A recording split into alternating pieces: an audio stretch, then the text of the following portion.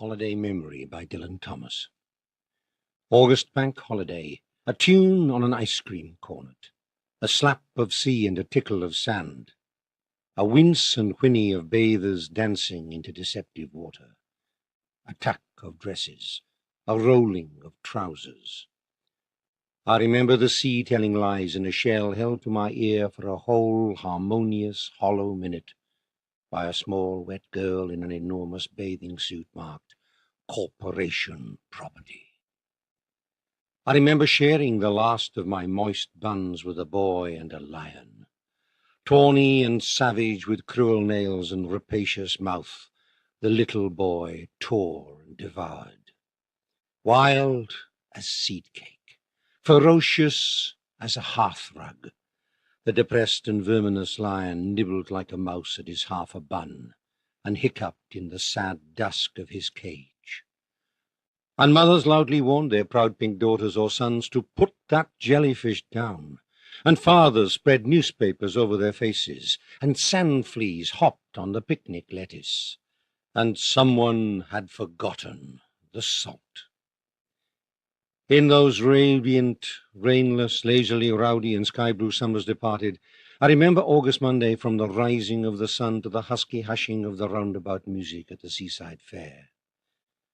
This was the morning when father, mending one hole in the thermos flask, made 3.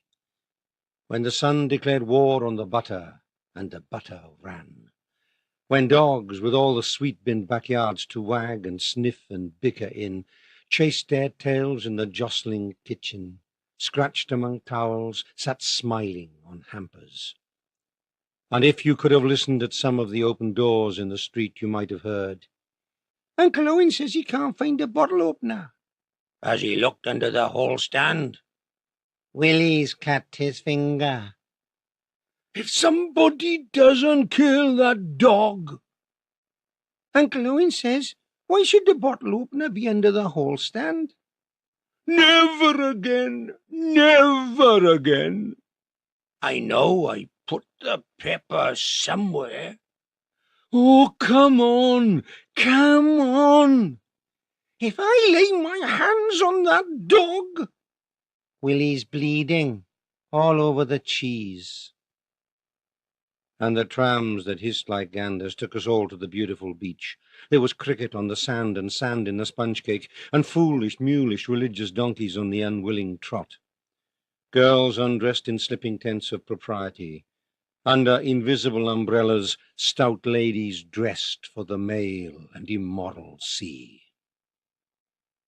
Little naked navvies dug canals. Children with spades and no ambition built fleeting castles.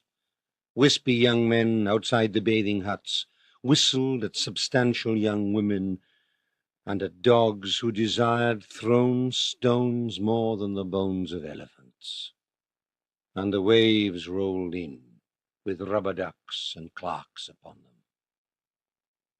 I remember the patient, laborious and enamoring hobby or profession of burying relatives in sand. I remember the princely pastime of pouring sand from cupped hands or buckets down collars and the tops of dresses, the shriek, the shake, the slap. I can remember the boy by himself, the beachcombing lone wolf, hungrily waiting at the edge of family cricket, the friendless fielder, the boy uninvited to bat or to tea. I remember the smell of sea and seaweed, wet flesh, wet hair, wet bathing dresses, the stable and straw smell of hot-tossed tumbled dug and trodden sand, the smell of vinegar on shelled cockles, winkle smell, shrimp smell, the smell of ships from the sun-dazed docks round the corner of the sand hills, the smell of the unknown and paddled-in sea moving full of the drowned and herrings. Out and away and beyond and further still towards the antipodes that hung their koala bears, kangaroos and boomerangs upside down over the backs of the stars. Dusk came down or grew up out of the sands and the sea, or curled around us from the calling docks and the bloodily smoking sun. The day was over, The sands brushed and ruffled suddenly with a sea broom of cold wind. And we gathered together all the spades and buckets and towels, bats and balls and knitting, and went, "Oh, listen, Dad," to the fair in the dusk on the bald seaside field. Fairs were no good in the day.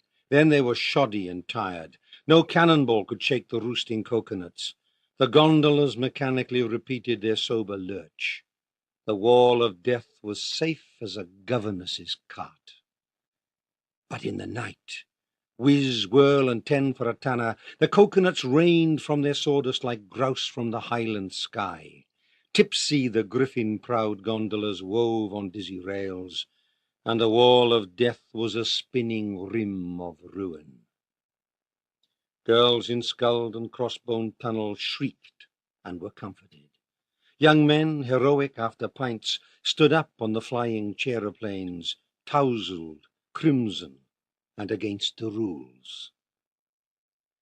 Jaunty girls gave sailors sauce.